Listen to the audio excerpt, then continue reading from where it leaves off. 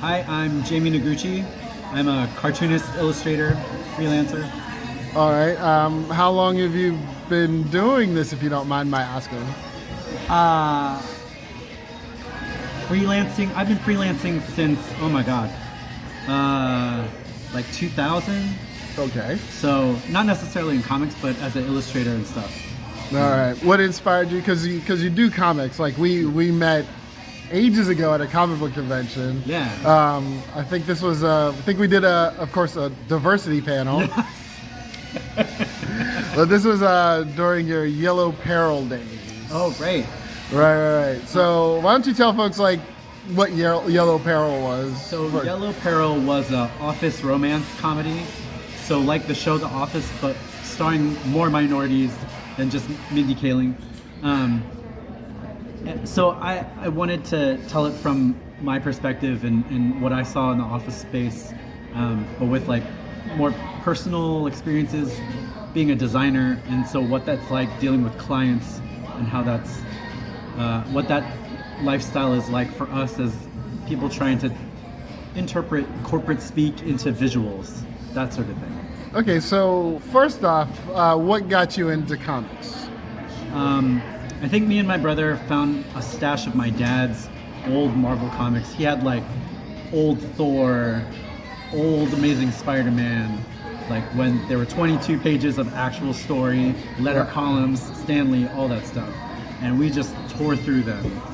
So was there a comic that like really got you into like, oh, I want to do this? I don't know. So we dug through all of his comics and we just loved all of them. But it wasn't until I saw like Jim Lee on X-Men that I got the idea that, oh, people actually draw this stuff. It doesn't just barf out and out of the publisher's brains and like come out to you. Actual people draw this stuff. And it was cool seeing Jim Lee there because, I don't know, something about an Asian person doing the artwork but not being judged for being Asian kind of spoke to me because, like, you know, I grew up here, so.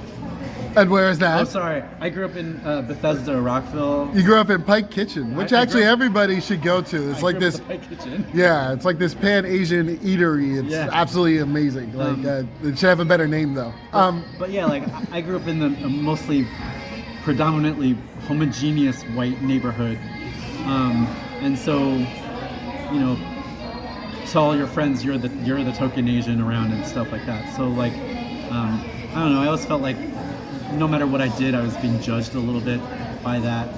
And seeing Jim's art in this book, and him never talking about race, and no one ever asking him about it in Wizard magazine or stuff, that kind of was like, oh, I could be judged by my work instead of my ethnicity, which is weird because the reason why I started getting more work as a cartoonist is because I started to embrace more of my ethnicity and talking about race. So Jim does it his way, I do it my own. Well, different times. Yeah, different times. Different exactly. times. He helped make the space that you are. It was easier for you to do. Yeah, I think. Yeah, I think so. So then, was Jim the reason you started drawing, or is that like that was just like more of an inspiration for you? Yeah, it was more the inspiration, the idea of doing comics. But I have been drawing since I could pick up a pencil.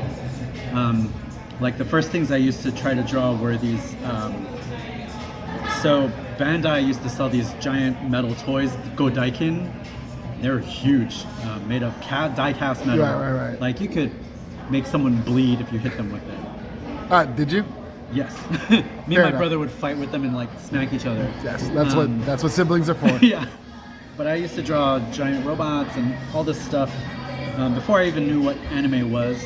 Like there would be hints of it through giant toys like that, and then like, you know, visiting my grandparents in California and Sacramento, sometimes I would see magazines from Japantown and stuff that had like tokusatsu heroes or anime, and I was like, what is this stuff? You know, I couldn't read Japanese or Chinese, but it looked cool, so that had a heavy influence on me as I was growing up as an artist. So then what was the moment, or was there a moment where you just realized that you were an artist and that it was going to be the thing that you pursue as opposed to whatever in the world that your parents wanted you to do? Fortunately, I did not have the tiger parents, which is sort of the Asian stereotype. They always encouraged me to draw. I guess I always saw myself as an artist. I just never thought of it as something I could pursue until I graduated college. I went to school for history because I was going to be a lawyer. And halfway through it, I decided to switch majors because I was like, I got drunk one night and I wrote a term paper because I forgot I had to do the next day. And I got a B on it. And I was like, well, if I can just bullshit and make stuff up, then my major is made up. I might as well draw. Which is very stupid, but so you probably had stupider decisions. yeah, I've probably done dumber things. But it wasn't until then that I decided that I was good at drawing things, so I should try to see if I could turn that into a livelihood. I did a lot of web design stuff. I did Flash animation, which hopefully no one knows, because those were dark days of the web. But that's how I got jobs early on, and now I'm all comics for now. But I guess I always considered myself an artist. So now you're working on the School for Extraterrestrial Girls. Yep. With Jeremy Whitley of Yep. Princeless fame. Yes. So tell us about that. Like, how did you two meet first? So we met at an ALA conference in Florida. A friend of mine told me that ALA had a great artist alley, and it is a great artist alley. There's no table fee. You just give them art for their art auction. So I was like, I had to do a panel to get mine. oh, maybe they've changed since the last time I went to ALA. It's made me work. I don't know what that's about. But it was cool. Like I had my collections of my webcomic.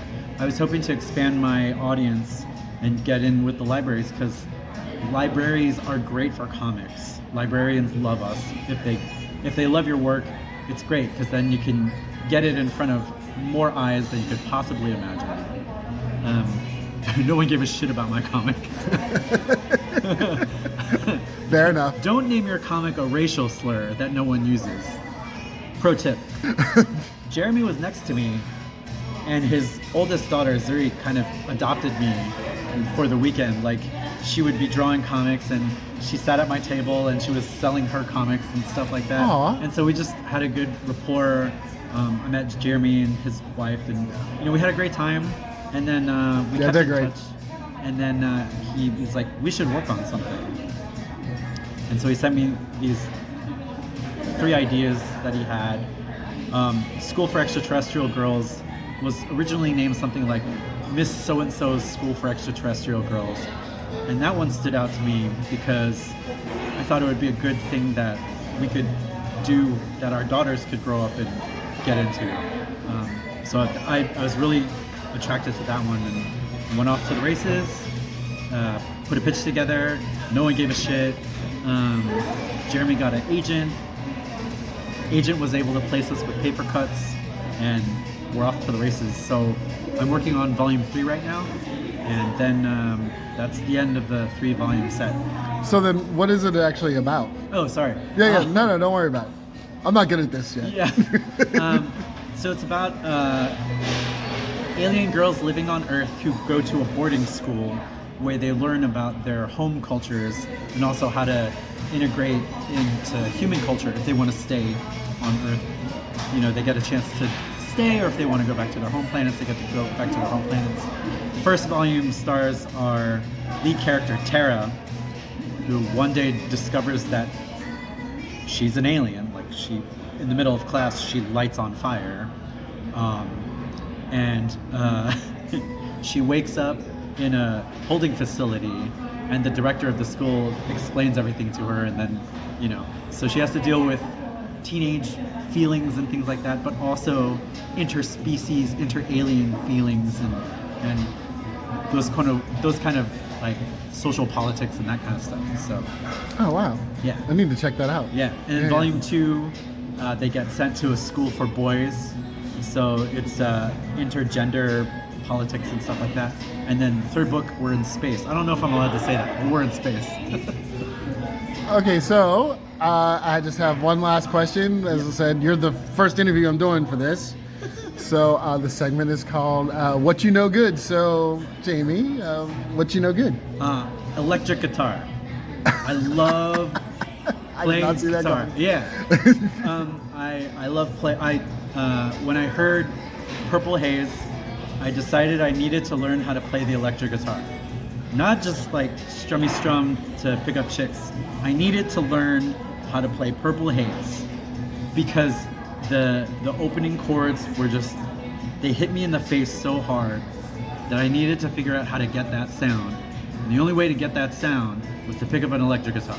Like I played violin because, I don't know, I liked making noises with stringed instruments, but it's not the same. Like plugging into an amp, turning it all the way up, waking up your neighbors, playing those chords. I needed to know what that felt like. So I became obsessed with guitar senior year in high school, all the way through college.